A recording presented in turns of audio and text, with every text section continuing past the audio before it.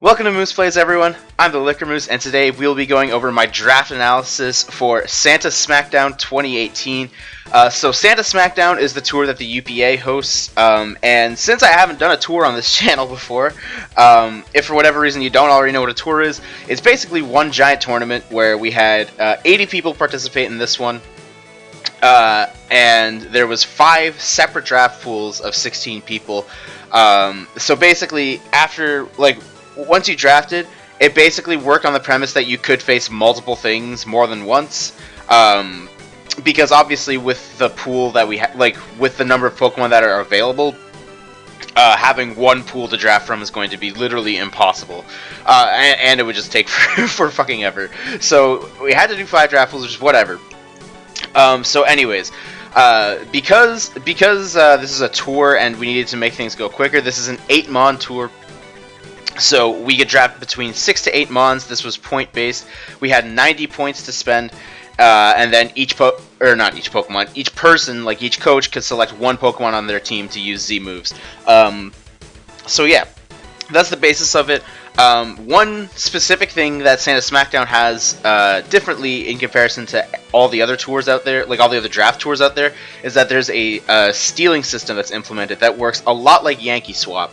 Like if you've ever played that at Christmas, where basically starting from round 3 and onwards, because round 1 and 2 Pokemon can't be stolen, that was like kind of a rule.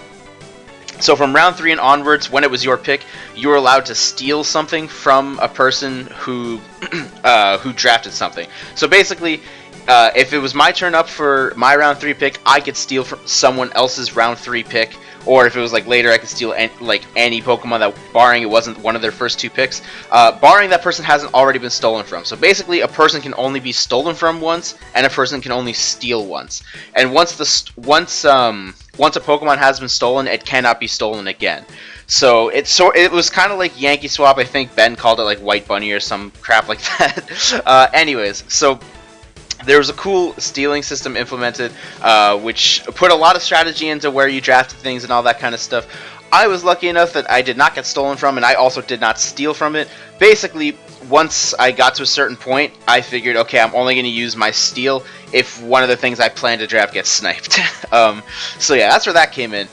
So luckily, I didn't have to worry about that, but it was still kind of cool to see something new implemented, considering not necessarily how stale the format has been, but like it's just something to differentiate Santa Smackdown from all the other tours out there. So anyways, I'm rambling. Let's talk about my draft. So I had 14th spot out of 16 in my draft pool, and basically I went in with the thought of, I think, what is by now considered like the best accepted way to draft, which is with your first pick, you take the best thing that's available, and then you just kind of draft the rest of your team around that. So when it came to my pick, there was pretty much 2 Pokemon that were vying for the best things that were still available, which were Mega Gardevoir and Mega Diancie. I'm already using Mega Diancie in PDL, so I thought, hey, why not give Mega Gardevoir a try? It's probably one of the best special breakers in the game, if not maybe the best. Nothing really else comes to mind. But yeah, I mean, what is there to say about Mega Gardevoir that hasn't already been said by anyone? Like, the huge special attack stack combined with Pixelate Hyper Voices is insane. The amount of support moves it can get is ridiculous. Yeah, like, I mean, again, like, everything that I could say about Mega Gardevoir, everyone already knows why it's so good. But yeah, so I'm really looking forward to having a really good breaker. It's kind of something that I've really lacked on a lot of the teams that I've drafted before, so it'll be nice to kind of have something that can just like immediately pressure teams, because I think this can more so like break shit than Mega Diancie can. The drawback being, or I guess the trade-off being, that Mega Diancie's faster. But again, I was already using it, so I thought I'd give Mega Gardevoir a try. So, like I said, we need to draft around this, and I kind of wanted to focus on drafting stuff that I never drafted before, but then we get to my second pick, which I literally just used in UPA D League, and I took Skarmory because, like I said throughout all of my run through UPA D League, there are just so many mons in the game that could be a huge threat to some teams, and you just have a Skarmory and you have a check to it. And it's more it's more common for that to happen in like in a tour play, where you could potentially go up against 5 Landers T's or 5 Mamoswines or 5 Tapu Bulus, like who knows?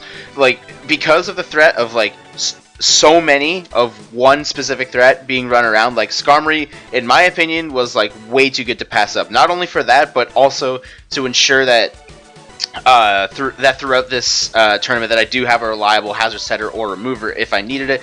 And yeah, again, like just Skarmory doing Skarmory things. But yeah, so we have a pretty decent like Fairy and Steel type together.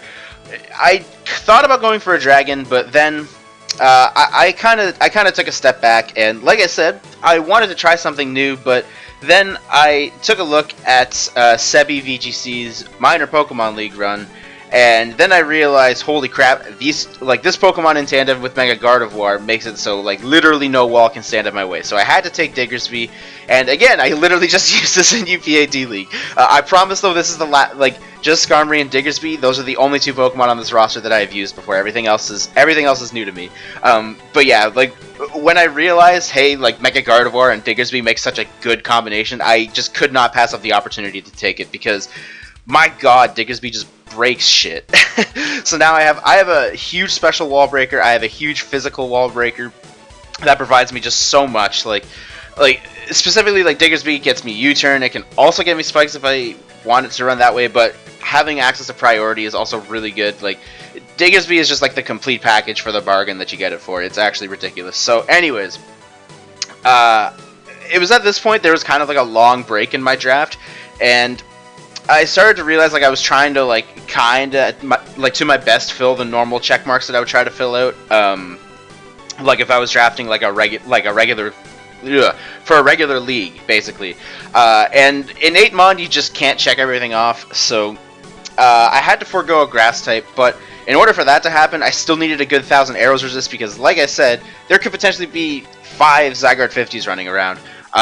Plus 5 Zygarde 10s, if that's really a thing. So I needed a good ground resist at least, and I was able to grab that in Melodic. So obviously, like, with the Flame Warp nerf, everyone knows, you know, physically defensive, but it's still, like, the mixed potential, like, the mixed defensive potential of Melodic is just so good, and the fact that I basically have a good bulky core to kind of pivot around with my team, I think my team's gonna really appreciate that. And, like, similar to Skarmory, like, this kind of soft checks a lot of stuff. Like, basically every non-electric attacks. My team does look a little bit electric weak. I tried my best to patch it up, but I mean, the electric Pokemon still have to fear getting Diggersby a free switch in. So that is always a thing they have to worry about. But yeah, I'm really excited to use Melodic. I think this thing is really good, and I've never gotten to try it before, so I'm really looking forward to getting to here. Now, at this point, my team is looking particularly weak to Steel types, which is weird to say because I have a Diggersby, but you know, there could be a situation where, I mean, specifically, like, other Skarmories or Celesteelas could be running around, or even Bronzongs. My team kind of looks like it has an issue breaking Bronzong right now. Or if for whatever reason they just want their Steel type to hold an Air Balloon, or if their Steel type gets Magnet Rise. Like, basically, Steel types that are not super effective, or that are not weak to ground, my team is looking to have, oh my goodness, my team is looking to have a really big issue with them. And basically it came down to whether I wanted a fighting type or a fire type in this spot. And because of like there's more than likely going to be 5 Celesteelas in this tournament, I basically went with the fire type, and I ended up taking Blacephalon. This wasn't in my original plan. I thought I wanted Emboar here instead, and possibly getting, like, basically, like, kind of bulking out the rest of my team. But I actually really like taking Blacephalon here, as obviously, as you can see, I chose Blacephalon to be my Z-move user, but Blacephalon is, like, I always say that, like, in leagues, Blacephalon basically guarantees you 1 win, because there's just going to be one team that just cannot handle Blacephalon. It's kind of like how I've always said, like, it doesn't matter how well you draft in a league, there's always going to be one specific Pokemon, or sorry, no. It doesn't matter how well you draft in a league, there's always going to be one specific Pokemon that can rip apart your team. And Blacephalon, I think, has more capability of doing that than any other Pokemon, because basically just because of Beast Boost. I mean, There is a way to make it so Beast Boost increases your speed, but I mean, what's the point when it gets Flame Charge? But yeah, just like having a Scarf immediate Scarf set, or if I really need to like Calm Mind or whatever, like Blacephalon just basically punishes other offensive teams. And yeah, I'm really looking forward to just having some nukes with my Blacephalon. So next up, at this point in the draft, I believe, yeah, I have 20 points left, and I plan to get 3 more Pokemon, because I really want 8 Pokemon. I don't want 7, because that just makes, like, in my opinion, prepping, I don't say prepping for 8 Mon, but prepping for your opponent's 8 Mons is a lot easier than, like, in a regular league. So, if I only had 7, it would just make my opponent's job a lot easier. So I definitely wanted 8. And I wanted a dragon, and I need some speed right now, because sure, I have Blacephalon at 107, but I basically wanted something that would force enemy Megalops to be Jolly instead of Adamant. It was a little much to ask for, like trying to get Mega Alakazams or Mega Aerodactyls to be Jolly instead of Adamant. That their speed's a little too high, but I wanted something to at least force Lop to not go too crazy. So I picked up something that I've actually had my eye on for quite a while, and that is Noivern. So everyone sees Noivern and is kind of just like, why would anyone draft this? This seems like a really not good offensive Pokemon, but that's not really what I see here. I see something that's very similar to Crobat, other than like the typing, because like 85, 80, 80 defenses is not bad at all, and then having a really good speed stat and then access to Taunt and Roost, I can just see this performing like a very similar Crobat role, while as well having access to really good offensive sets, arguably better than Crobat's offensive sets.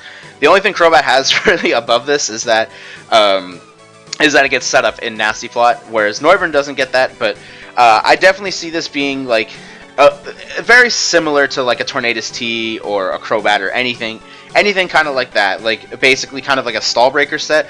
And I actually really like that about Noivern. And the one thing that I particularly liked against for Noivern against, I guess, Crobat, obviously Crobat's speed is better, and obviously this is cheaper, but the big one is Frisk, because Frisk is actually like a legitimately good ability, like especially in Draft League when you just can scout the like the whack items that your opponent tries to prep for. I really like Noivern in this slot, and I actually cannot wait to use this. So next up, I need a Dark type. I refuse to go into this tournament without a Dark type, because then Psychic types will just run train on you. So again, I kind of had like my last 2 slots taken, so I was really screwed if this Pokemon got taken, but luckily Drapion fell to me. Being a Dark type and just getting access to Taunt is fine. Basically makes it so Reuniclus can't spam Calm Mind and recover. With the added bonus of myself also being able to absorb Toxic Spikes from my opponent, which is always nice. And yeah, I mean, Drapion is just an all-around good Pokemon. Like, it's just like a very niche Pokemon, and it's a good enough niche to where I felt like I needed to draft it because I just needed a Dark type. And lastly, like I said, I haven't really addressed the whole electric type issue, because my team is looking a little bit weak to electric types, barring my Diggersby getting a free switch in. So I wanted to switch that, and I wanted an electric type of my own. So I decided to get Cantonian Raichu. And I'm actually like not too upset with this pick. Having access to Lightning Rod just to act as like another free switch into electric type attacks is always good. And then I can always run like similar to how I ran my Jolteons in the UPAD League, where it's just like fast, max HP, and then just kind of like utility stuff like Toxic, and I guess like Raichu gets Fake Out. So I can definitely see myself running stuff like that. But it's still not horrible at like its offensive sets. If I give it a Life Orb, it can still hit stuff. And yeah, I'm actually really excited to use Raichu, and this video went by a lot quicker than I thought it would. Probably because I didn't want to ramble on for a million years. But yeah, so that is the team we are working with for Santa Smackdown 2018. And yeah, I guess let me know what you guys think about the team in the comment section down below.